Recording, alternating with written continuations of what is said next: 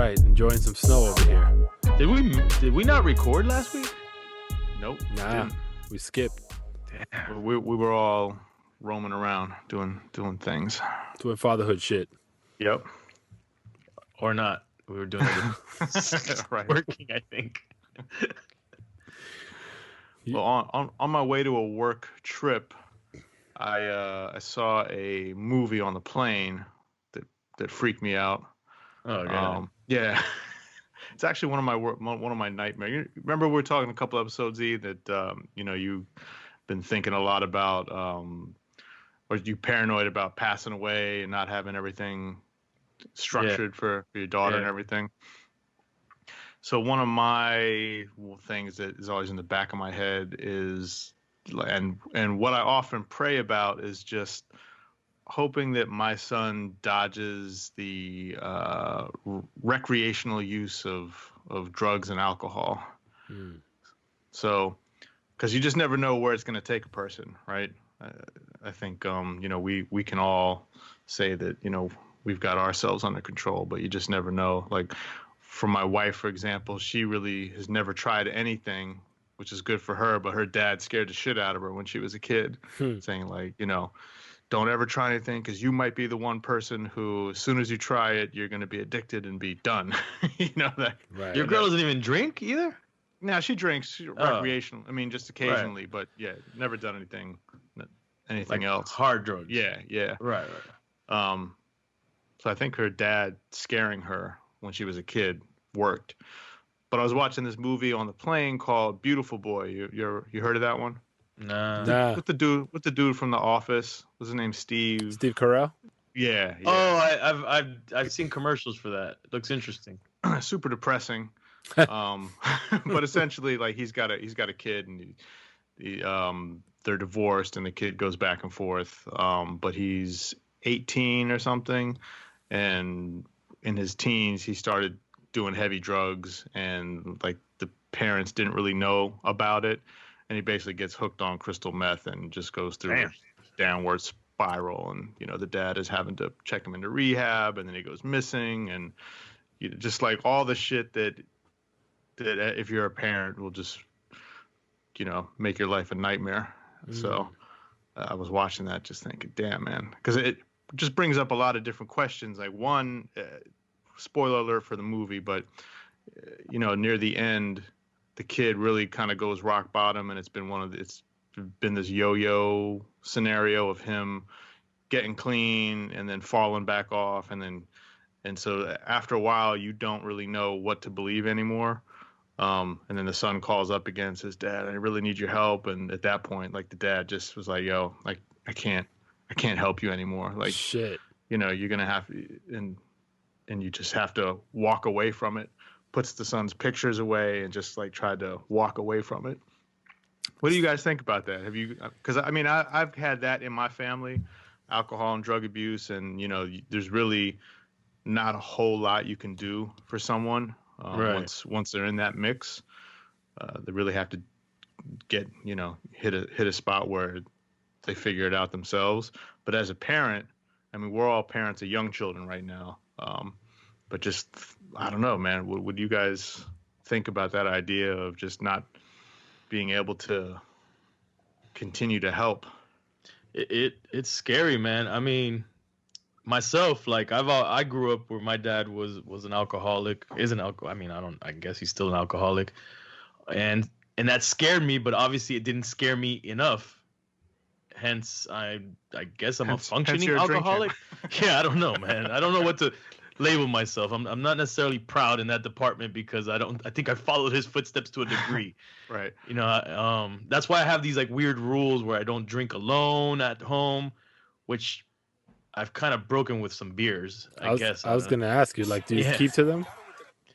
I mean, I don't drink I really don't drink alone, and I don't drink during the weekdays usually, and so I have these. I mean, I was way more strict. I've loosened them up as time has gone by a little bit, but I'm still pretty much there where it's like I just drink when I'm either out or when I'm doing drink champs or stuff like that.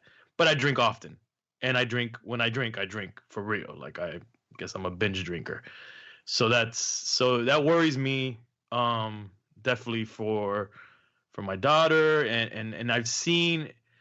I mean, I've never done any real hard drugs or anything like that, but I've seen firsthand some people that have had some serious issues to the point where it's like you won't even believe it unless you've witnessed someone that's really has an addiction problem. Right. And when I say addiction, like I've seen someone that's hooked on crack. Yeah. And it's hard for a lot of people to even understand what crack or any hard drug, what that, they might watch a movie, but people always say, you could free yourself of that. You can get out of, who's addicted? Like, what is that? Yeah. But Yeah, it gets into people. I've seen people, like, I've just seen crazy shit, and I've seen the parents get in there and the person go to rehab, and then they're clean for like a year, and you think, boom, that's it, and then they fucking relapse, and they relapse from a normal person that you would never think is a drug addict unless you knew the history, to all of a sudden this person's like in the streets with a nickname, Right. working the Ave, like. Wow. Crazy shit that I've seen, and I'm talking about a female here, and that terrifies me for something like that, to happen to my daughter, anybody, any of our kids, man. Like, that's just horrific. I don't know. I don't know how you prevent that, because I've seen families, good families, bad. Like, it's just, you never know. It's kind of like a luck of the draw. Like, if the kid gets put on. Mm-hmm. Like what their makeup is, if they. Yeah, man. How much do you guys believe or understand, like, how they say, like, addictive personalities?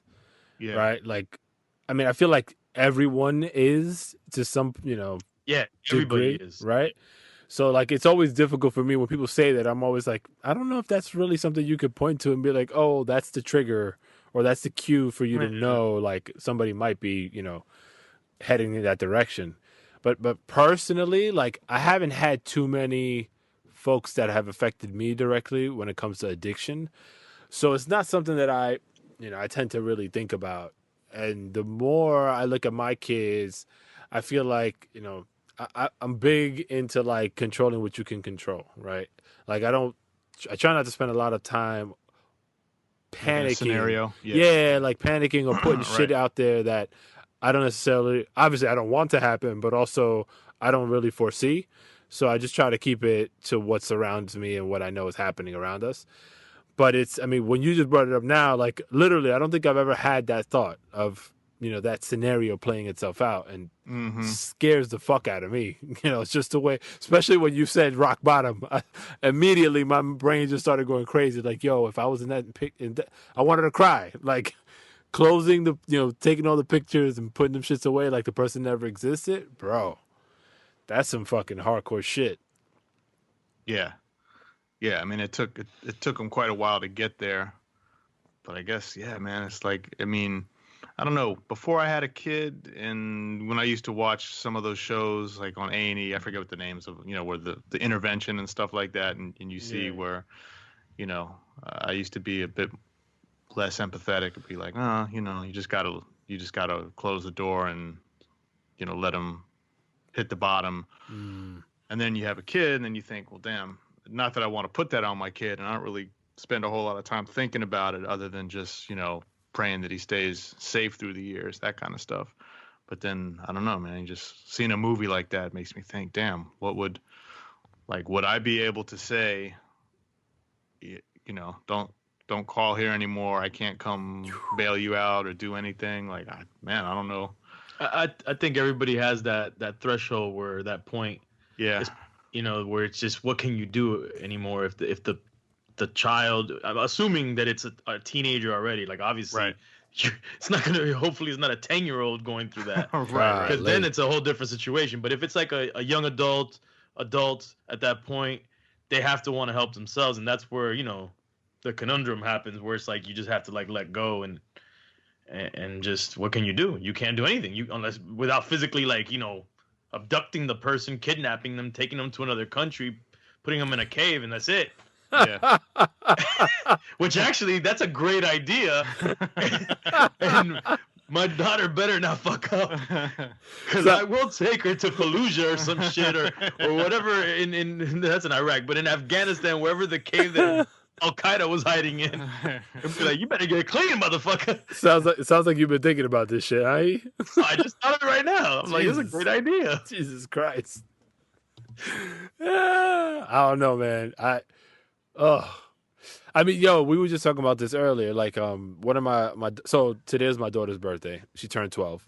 Oh damn! Birthday, Yeah, thank you. So it was low key. Like, we haven't really done a ton, because today was a snowstorm, so it kind of kept us in the house, and they're off from school.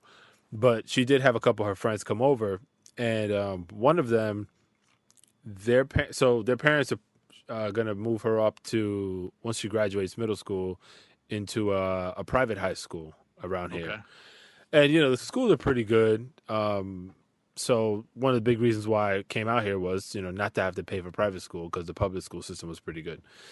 But her parents decided to move her into this school when she's of age, because her brother, so they moved him into the same private school.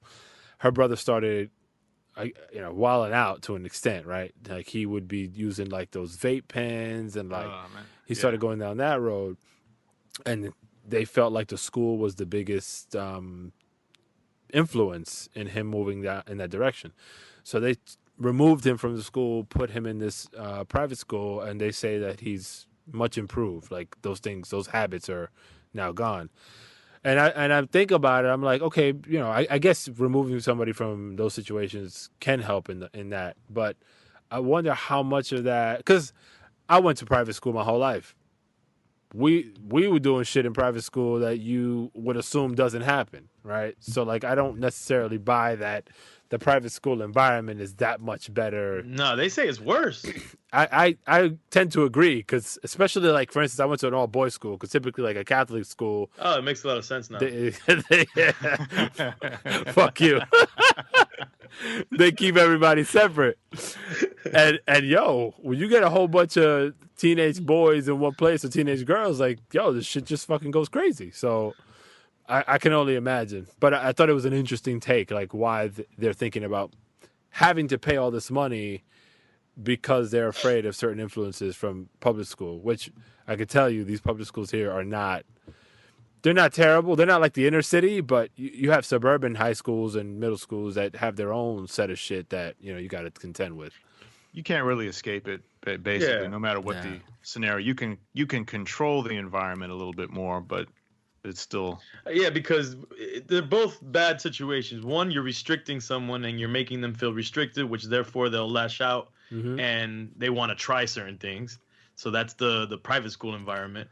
And then the public school, you're kind of exposing them all at once to all the variety of things out there. And I honestly think, being that I did go to private school when I was younger, and then I went to public school, eventually I think that public school was a better environment, personally. I just feel like there's more chances of certain things happening, but I think that whole private school mentality, and then when you come out and it's like you want to wild out, like, and even as I got older, I met people from private schools, and they were just like the worst, man. Like, they were usually the kids who sold the drugs, did the drugs, right? They wanted to be hardcore because they felt they weren't, so they needed something to prove. So so I even met some wannabe gangsters that were got into a lot of crap, and they were from private schools. All that pent up frustration, I guess. So your daughter is 12 now. Yeah. How much does she know about drugs and alcohol? And I mean, have you ever overheard her talking to her friends, or does she ever make any mention of her friends trying anything? Because I mean, I hate to say it, even at this early age now, there's plenty of kids who are doing crazy shit now. Yeah. She hasn't talked to us, or maybe my wife, but she hasn't mentioned it where I've heard it about, like, her friends getting themselves involved in drugs. But I know in the curriculum, so as early as I might have been 4th grade, they started to explain to them the range of drugs that are around them. and what they do, even like vape pens. So like vaping being such a big thing now, it's being treated as something harmless, right? Like that's the perception that people have. It's so much better than cigarettes, and you don't smell it or whatever, right? But the teachers have taken a lot of good information and provided it to the kids in context that they understand. And so she's come back from school explaining some of those things that she's learned, and that was really interesting for me to hear coming out of her mouth. And she actually, it wasn't like fear tactics. Like, what me growing up, people would tell me, "Oh, don't smoke or don't do drugs or whatever," because, and then they flash to like, that old commercial where they had like the fried egg. Sizzling on the pan. Yeah. Like this is your brain. Or Nancy Reagan, man. I always said no to drugs because of Nancy Reagan. Yeah. Remember when she was on Different Strokes? Nancy was? Yeah. I don't remember that. I mean, I'm sure I saw it because honestly, I actually listened. Yeah. So it's encouraging that in school they're trying to teach this stuff.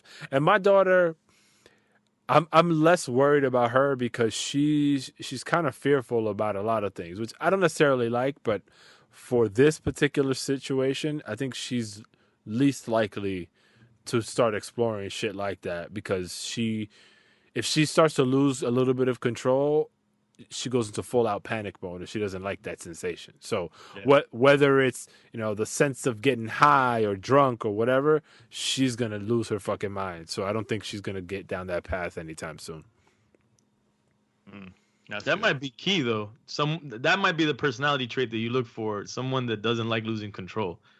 Cuz that's part of the reason why I've never really wanted to do hard drugs, cuz I don't like to lose control. I felt like for some reason in alcohol, I have some kind of control. It's like my alter ego, EFN in a cup.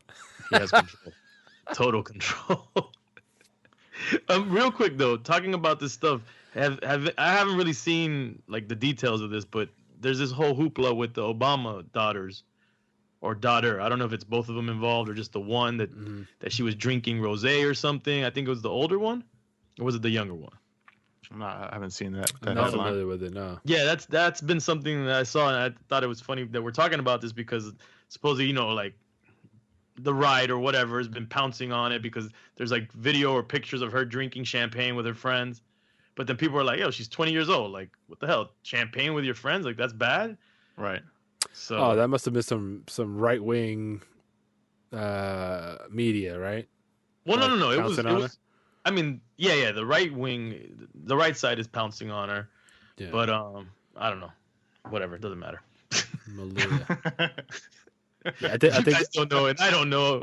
It doesn't matter. Fuck it.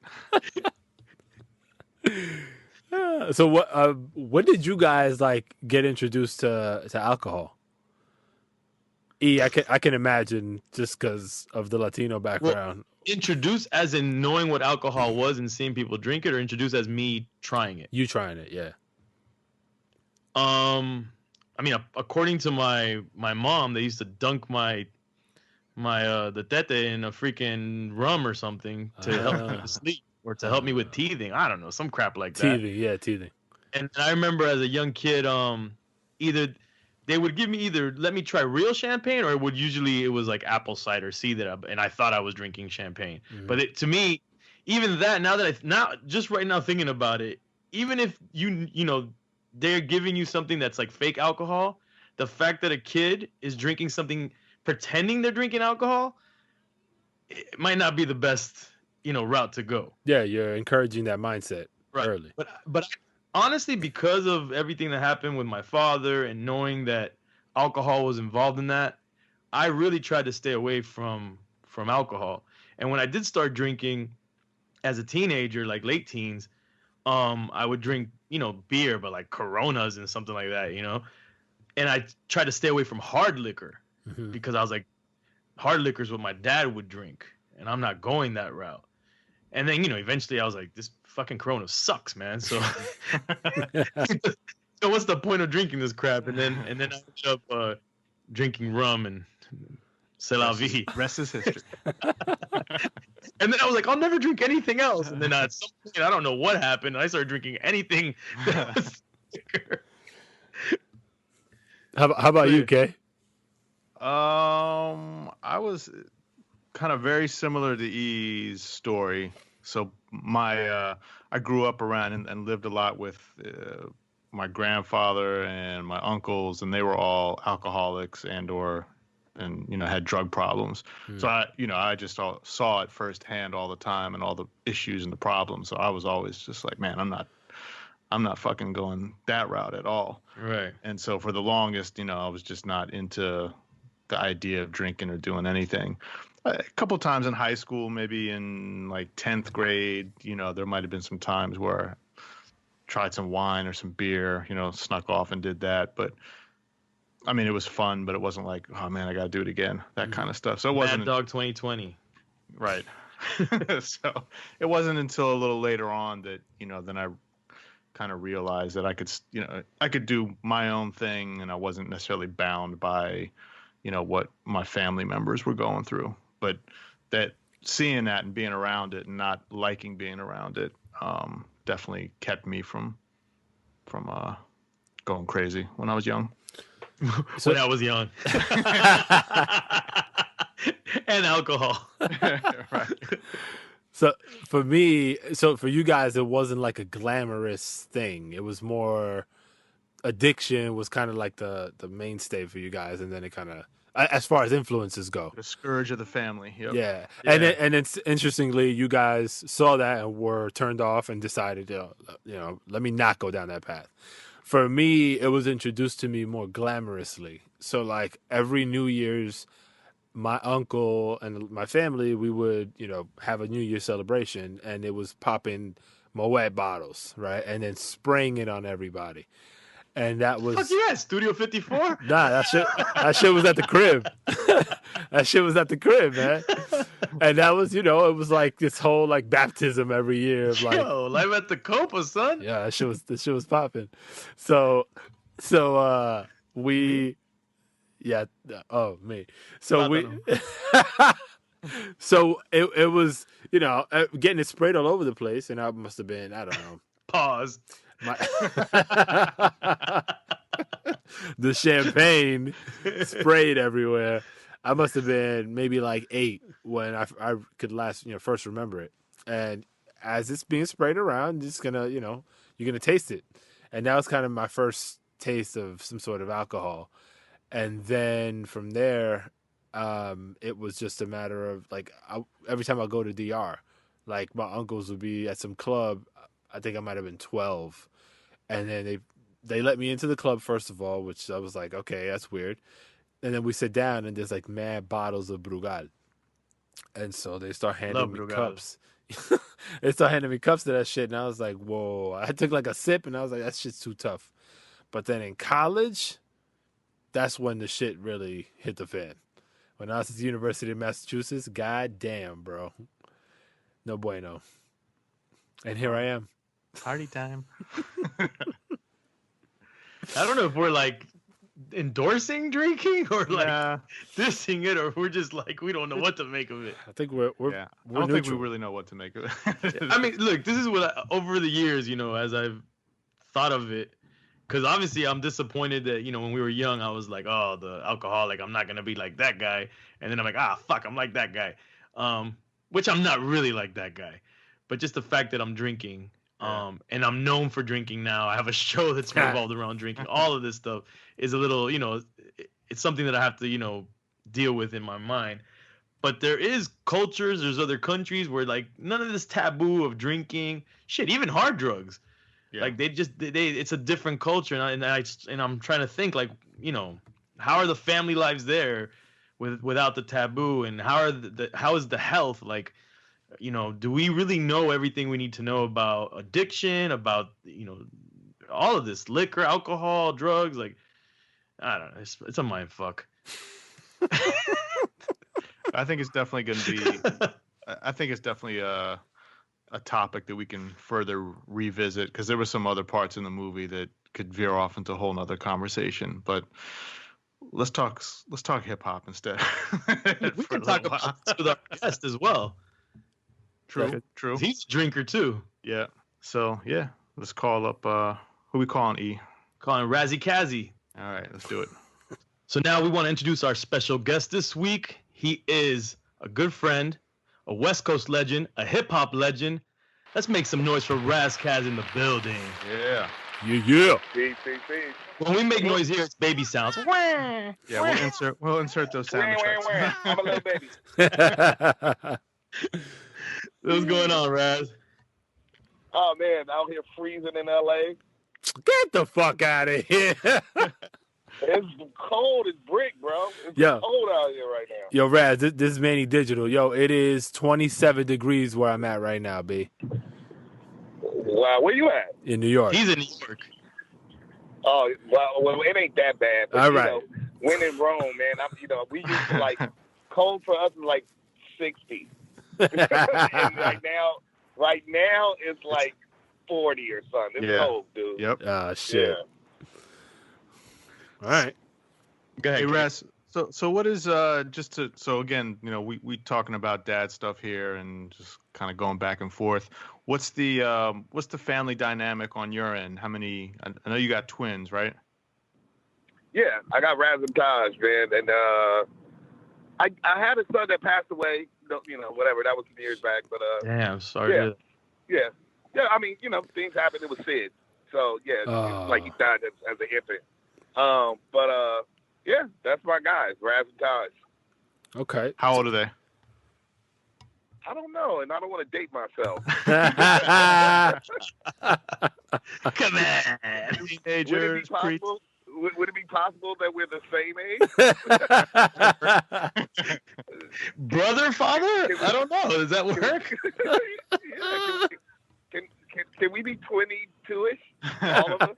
Oh, you guys are triplets. No, exactly. No, they're 22. Dope. Are they also in the music industry? Yeah, it's kind of funny. It runs in the genetics. So their mom is a singer, THROWBACK Moses. Yep. And so they can hold a note and they can rap and tap a little bit. So they started seriously pursuing the music, I would say, when they were like 17. So they've been doing it now for, about 4 or 5 years. They're doing their thing, man. I'm proud of them. They have a group because they kind of grew up in Miami. They went to high school and summer middle school in Miami. So they moved back to LA when they graduated, and then they came with their homie Rio Los, who's Colombian, and the other homie. So they're called Coast Contra. I guess the Coast Contra implies the West Coast and the South Coast. Mm. Yeah. So you said they grew up in Miami, and you were back and forth from Miami to LA, or you bounce around a lot, right? That's why he did Miami Life. Yeah. Yeah, exactly. Yeah. God, Tidra had a condo, and she was living in LA. And then when they were, in middle school, she decided that she wanted to full-time live in Miami. So yeah, they moved in probably about when they were like 12-ish, something like that. And then maybe a little earlier than that, maybe 10. Yeah, about 10, maybe about 10. So they kind of best of both worlds. But yeah, I would always, I'd go out there and go catch them.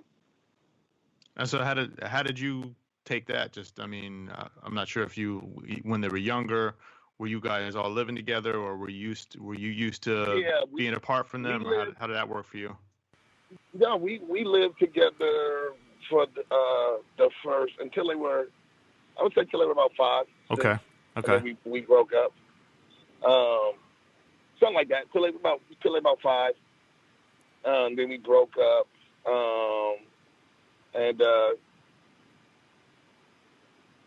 I mean, it was always been, there's definitely peaks and valleys. I wouldn't sit here and make it seem like we've always gotten along perfectly, being your mom or whatever. Yeah, we're human beings. But she's a dope human being, and we gotten through a lot of stuff, and I would go see them, and they'd come hang with me. So how did that affect the relationship with you and your sons when you guys first broke up and you weren't living with them anymore? I mean, because I'm sure there's a lot of dudes that go through that. It stressed everybody. They hurt everybody. I mean, of course, but it was the best thing we ever did. It just people grow apart and they grow differently, and they, and son, I actually told my sister, my older sister, she was asking, she asked me, like, she's trying to divorce her husband after 20 years of unhappily being married. And I was just like, dude, children infer that. The best thing you could do is if you ain't getting along with somebody is to leave. Because you're only just sitting there making everybody miserable together. So you're sitting there. So, of course, it hurt, but it's the best decision I think we ever made. I'm a happy person. I think she's better off. I think the boys are better off. It's interesting you said that because I always run into a lot of people who they're unhappy in their relationships and they have kids, and they always say, I'm just staying in it for the kids. I'm staying in it for the kids. That's the norm. Miserable. But you are making everybody miserable. Kids can feel that unhappiness, and obviously the partner feels that unhappiness, and you're just dragging everybody down, and then you snapping and you mad, you got a bad attitude. Like, if it's not good and it's not healthy, why continue to mire in it? You're not doing nobody no favors. If you're no good to yourself, you're no good to nobody else, especially a child. Yeah. So if you're not in a good place in a relationship, you shouldn't be with that person, and you damn sure shouldn't drag your kids into your unhealthy, unhappy life. Preach. We know where Raz stands on this. Break your ass up now. Fuck out of that relationship, bitch. Bust a move. It ain't the coward way out. It's the right thing to do. No, absolutely. So you can be a better player. The coward way is to stay in something and ruin everybody's shit. I mean, it's also the way you approach it, right? Because you mentioned the cowardly way. I mean, it could be somebody trying to run away from responsibility also. Like that's one of those things that you hear people say.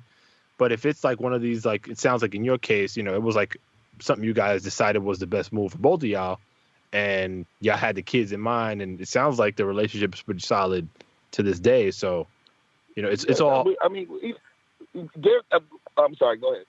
No. Go ahead. No, I was just gonna say, we have come to, I don't. When they turned 18, the reality of life was, I was like, bro, I literally don't have to do shit for you ever again. I like it.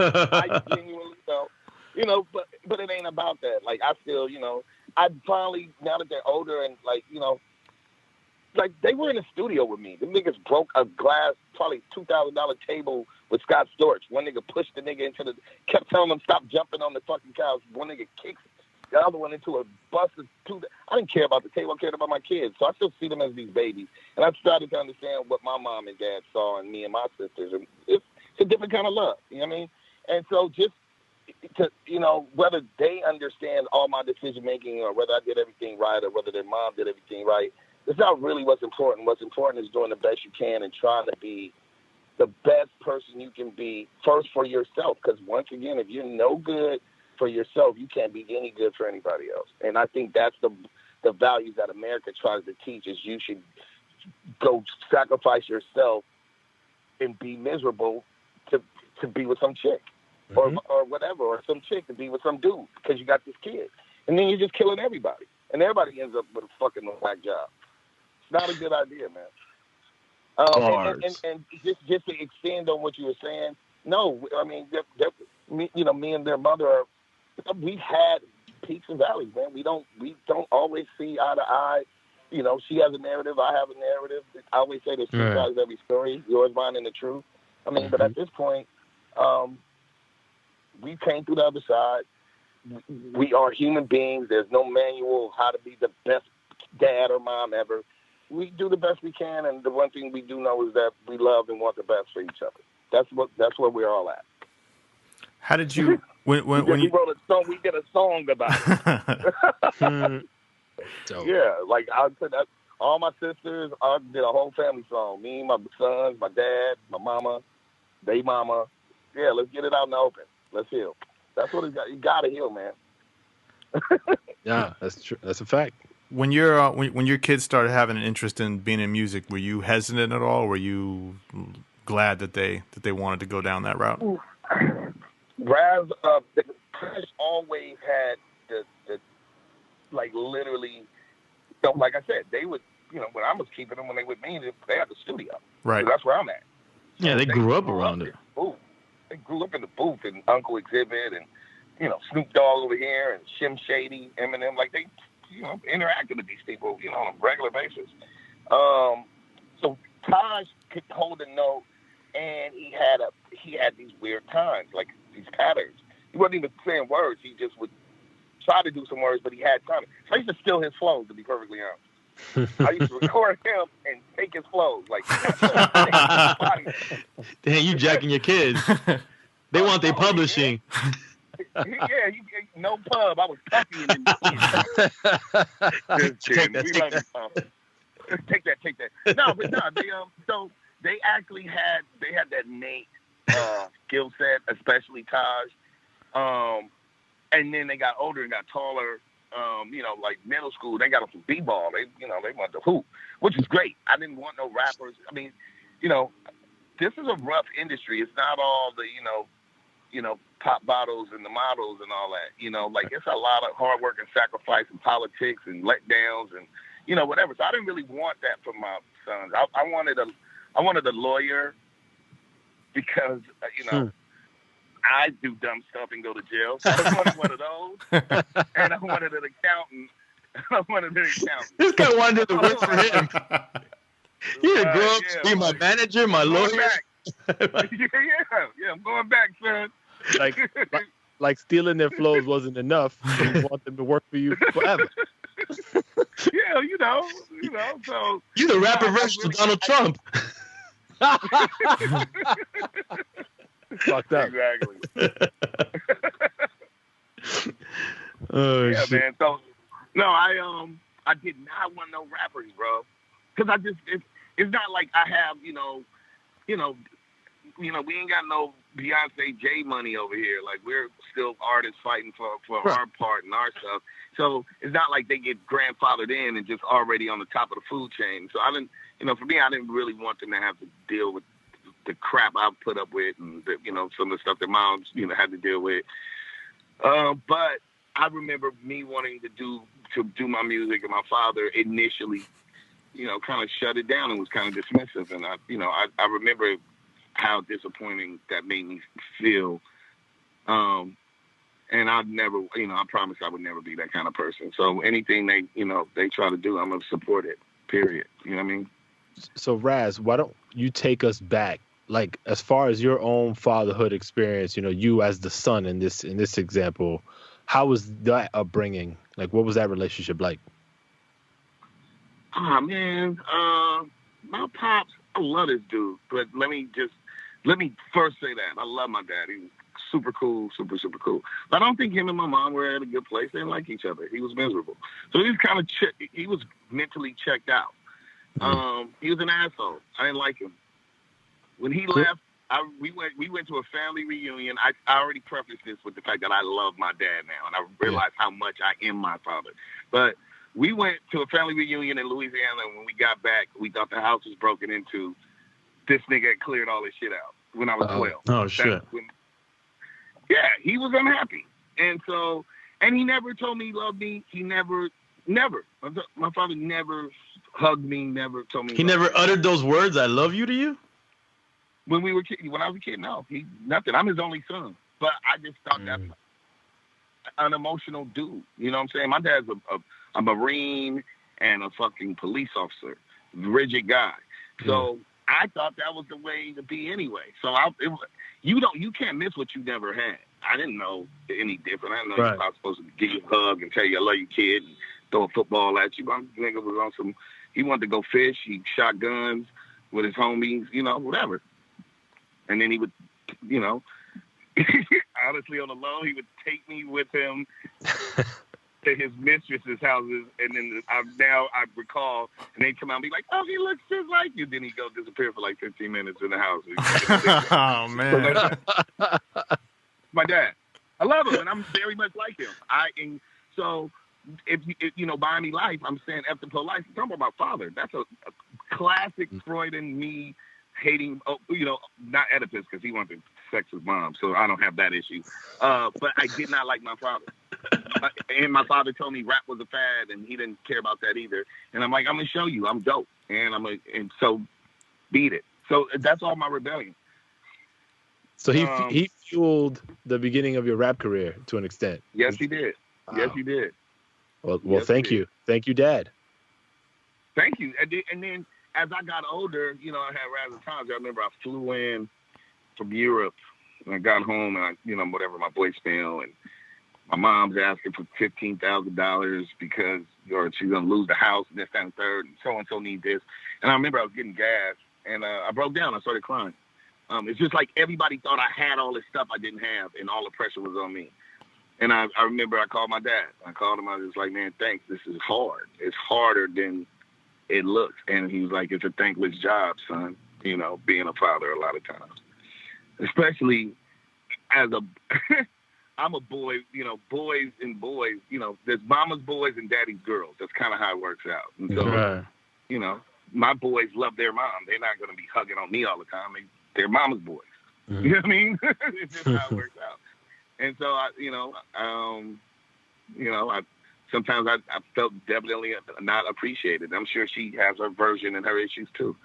But, you know, for me, it took me being 19, 20 years old, having that realization of you know, that I'm glad my dad left so he could go find him some peace. And then, you know, and now it's my G. That's the homie. And I understand him because I understand myself. Raz, you had gotten locked up, right? Well, obviously. Yeah. How was what's the longest stretch you ever had to do, if you don't mind saying? 2 years. I did 2 years twice. And what kind of effect did that have on your relationship with your kids? We kind of told them the first time, teacher was helpful in that. We kind of told them that I was on tour because they were still kind of younger. Mm. And then the second time, then I could tell them, like, nigga, the jig is up, bro. I'm out of here. Yeah, I'm assuming they never went to one of your shows on that tour. No. And I didn't want them there anyway. I didn't want them to see me like that. Right. You know, not a place, you know, that traumatizes kids. So I wasn't interested in them coming to see me during those times.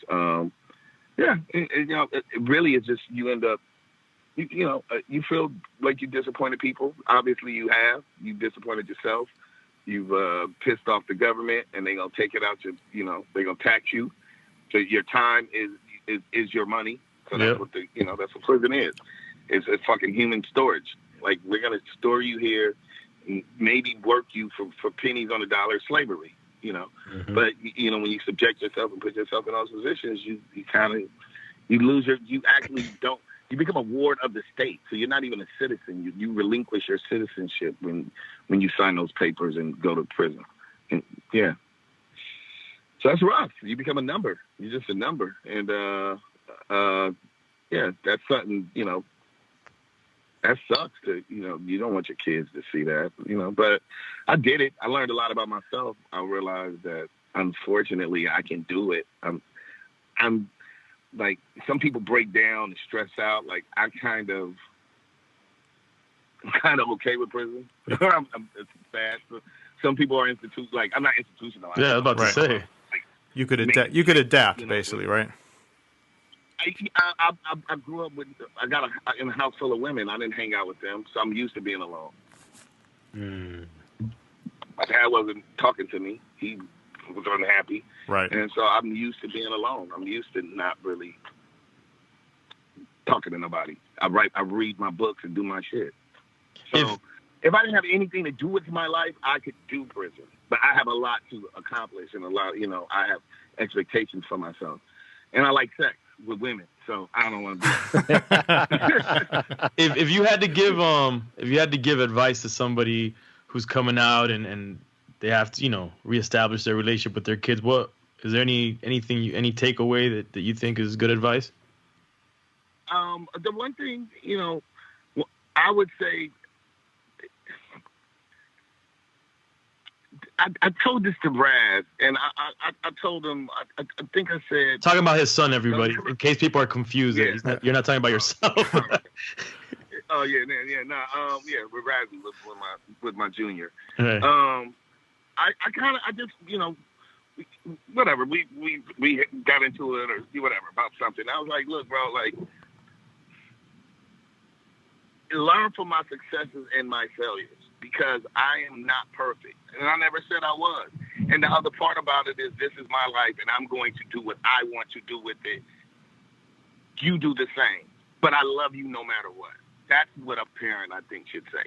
I remember my mother telling me because I said so. That's not really a good answer. Because you say so, you don't know shit, mama.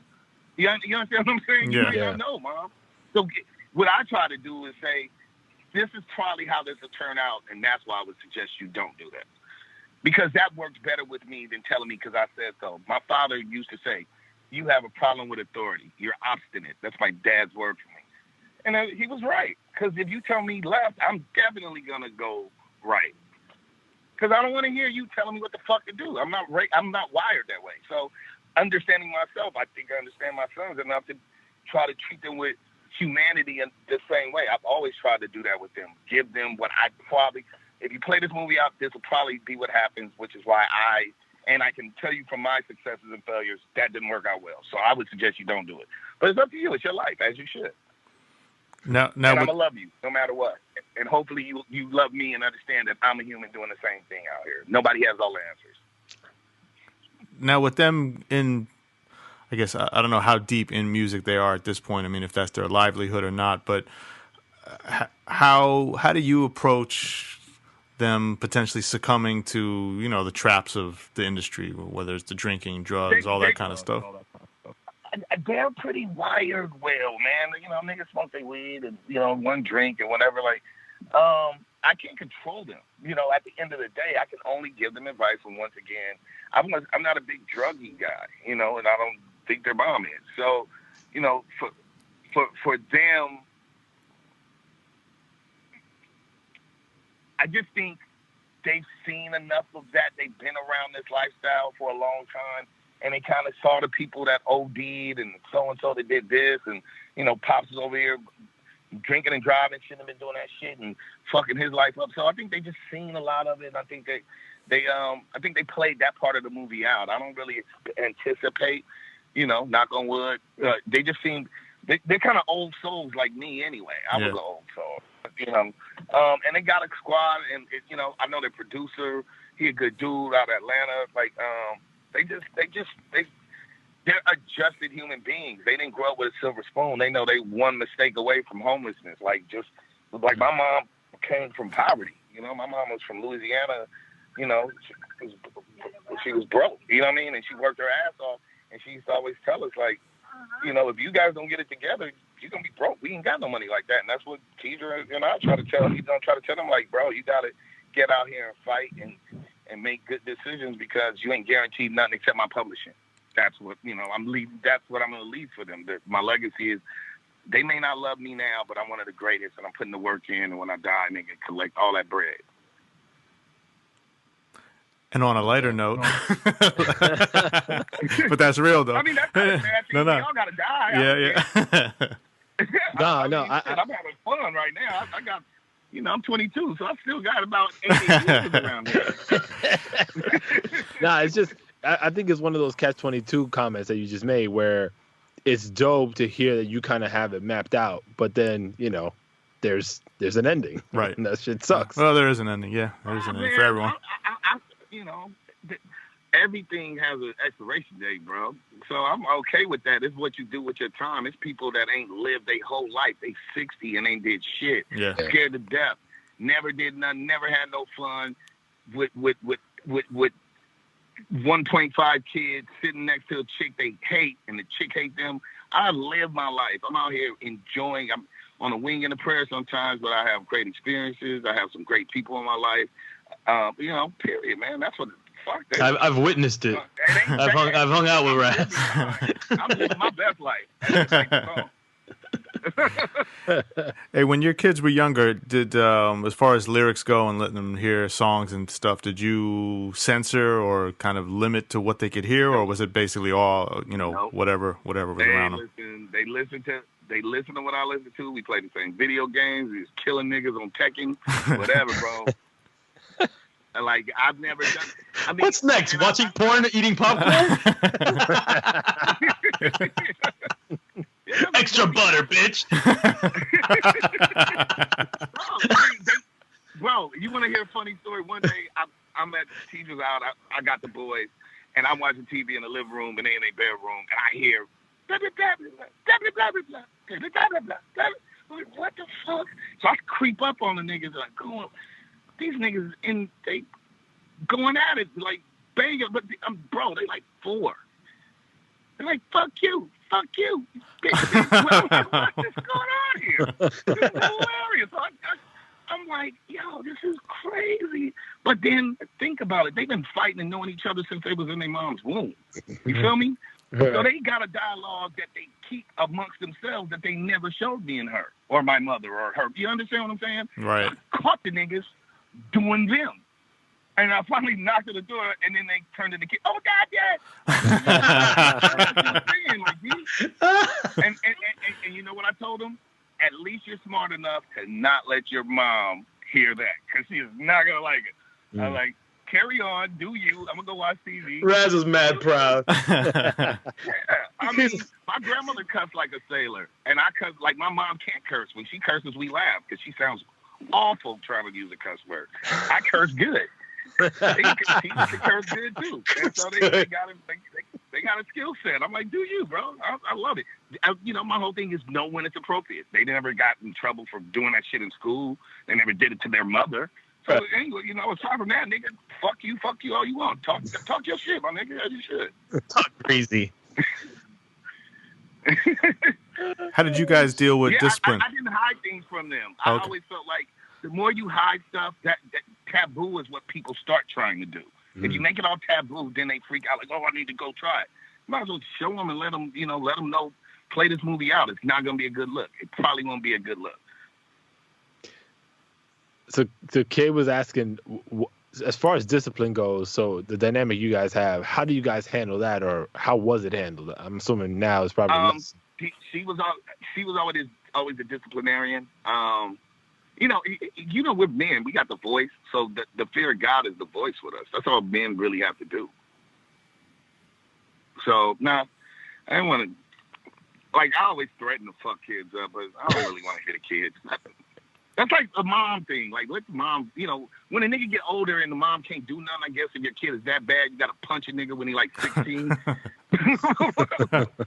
But, moms do the whipping, the dad does the, I'm disappointed, nigga, you fucking up. You know what I mean? the grown voice. Yeah, the grown voice. Then niggas cry because you break their little spirit. Hey, Raz, before you got on, we were talking about drugs and alcohol and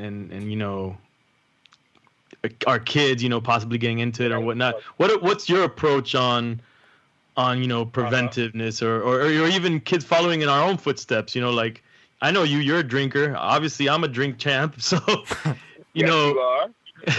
what's your outlook on that? On trying to curve, your children from going down that path or getting into even, more crazier drugs. Right. I don't have a philosophy on it. What's up, brother? My bad. I got to do this interview, but I'll holler at you in a little bit. Yes, sir. I was gonna say, you guys there? Sorry about that. Yeah, it's all good. It's all good. I've just always told them, I'm frank with them as best I can be, man. Like, my mom doesn't drink. My dad barely has a beer, but I abused my privilege partially because that's how I was taught. Like, when we were younger, niggas didn't say, hey, let's go have a drink at the bar. Niggas was like, let's get fucked up. Right. That's literally what we said. So with them, I just try to tell them, like, everything in moderation. You can do whatever you want to do, but if you abuse it, look at the mistakes I made, or look at, blah, blah, blah, blah, blah. And, I don't get all in their business. I figure they'll tell me what they want to tell me. Or if they tell a mama, she gonna tell me anyway. So you don't necessarily you're not concerned about like, you know, the shit that you hear that's like devastating, you know. God forbid any of that comes your way, but if I saw some if like I saw signs of it, them, right? I don't see signs of them doing it. Like Raz don't really drink. You know what I mean? Like they just like they're curious about lean or any of that stuff. Nah, and then they got homies that have done shit. They like niggas, you know, they see the end of the movie. They just right. I don't have yeah. It's just from what I notice about them and what other people notice. Like I said, like I got their producer is like a homie, so he would give me some insight. They just not really them. Them niggas like girls, man, and bars and getting money. That's what they own. They like chicks and rapping. Dope. Being that nigga, bars. It could be a lot worse. Yeah. Yeah. I mean, I don't want to be a grandfather anytime soon, so my whole thing is, you know, strap it up, bro. But aside from that, yeah, 22-year-old grandfathers ain't the wave. Yeah, 22-year-old grandpas, man. I can't be doing that, bro. Yeah. No, but, you're gonna be the same age as your grandkids at some point. Exactly. that's the goal, man. How did you approach the sex talk with them? Ooh, yeah. Let's learn from my mistakes and my successes. And the one thing I told them is, I told them this: if you want to accomplish things in life, it's really hard to do that when you're obligated to a lady who's in your life and then that new person, that life that you brought on the planet that you love more than yourself. So that's all I've ever tried to tell them. I was like, you know, it's harder. You got to, you know, I say this all the time. I've said this many times. There was a time early in my career where I was raising 5 kids. Me, Tidra, Raz and Taj, and Blue Da Vinci, my cousin. I paid the rent. Nobody had a job. The little niggas, they babies, how they gonna have a job? But she didn't have a job. Blue didn't have no fucking job. So, you know, what you don't want to do is be obligated to have to feed everybody. So that's my big thing about, you know, with sex. I was like, I literally told them this. I'm very grateful. Not that there's anything wrong with that for whoever's children or somebody's lifestyle, but I wanted heterosexual boys. I would have accepted them no matter what, but I'm happy that they're heterosexual men to keep my lineage and our family's namesake going. And I would rather them get their life together than be stuck with some chick and having to make decisions about their future because they're obligated to this new life they brought into the world. So that's the things I try to tell them is that you don't want somebody to have control of your journey and then you don't even like that lady and you're kicking yourself in the ass for putting this lady in your life who now hates your guts and is mad at you and using this kid as a way to hurt you more in your journey. So my suggestion, I told him, was I wouldn't mind if you stayed virgins and, you know, got married and then had sex. I would think you was the coolest niggas ever. But I doubt that's going to happen because I'm a whore. So, but I would just like strap up, bro. You do not want some crazy chick in your bothering you.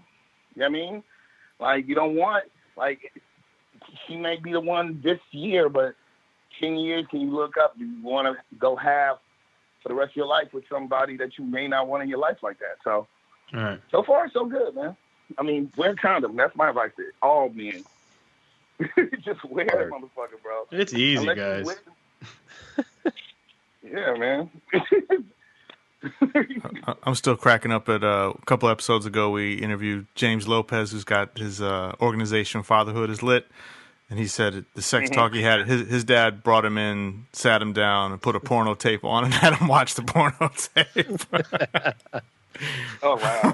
For himself. Extra butter. That would be extremely awkward. Yeah. I was watch that. Mad awkward. Yeah, that's pretty much what he said. Yeah.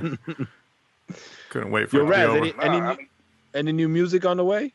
Oh, you got to let them know. Oh, man. Soul on Ice 2, man.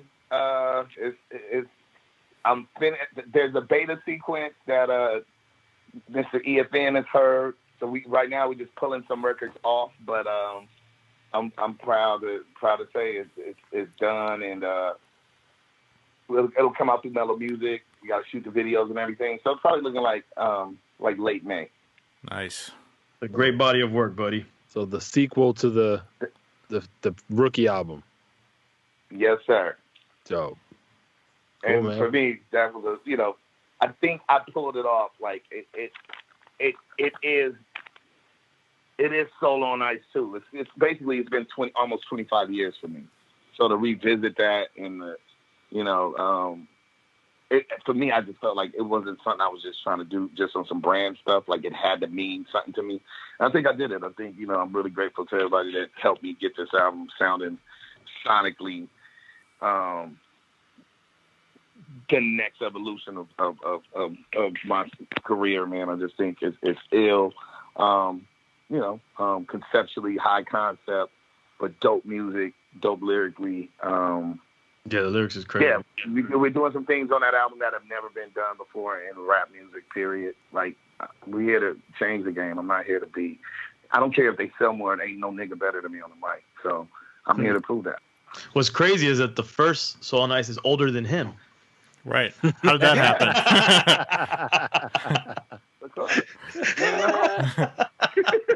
He was doing that shit in the sack. The room, nigga, my daddy balls, nigga. Bars. This firm had studio sessions.